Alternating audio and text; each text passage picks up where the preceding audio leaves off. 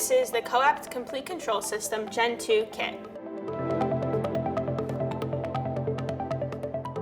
Upon receiving the Complete Control System Gen2 kit, the first thing you want to do is visit the Coapt website to learn more about the unit and review the resources.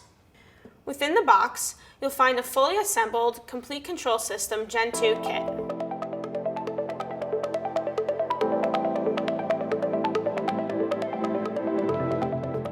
Remove the plastic sleeve and pop out the complete calibrate and the complete controller unit. Detach the colored EMG interface cable. The EMG interface cable will be used to connect the dome electrodes to the complete controller. Remove the device interface cable. The device interface cable will be used to connect between the complete controller and the physical connections on the prosthesis that you and your patient have selected. The complete controller is a pattern recognition processing unit of the Coapt Complete Control System Gen2. Attached to the complete controller is the Complete Calibrate button.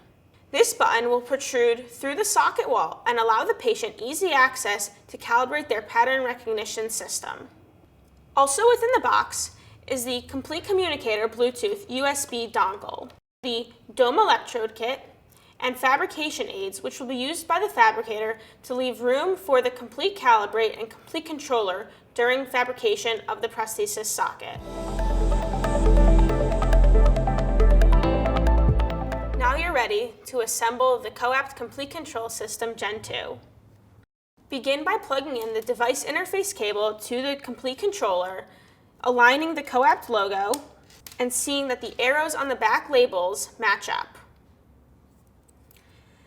Then plug the EMG interface cable into the other side of the complete controller, and again see that the arrows on the back labels match up.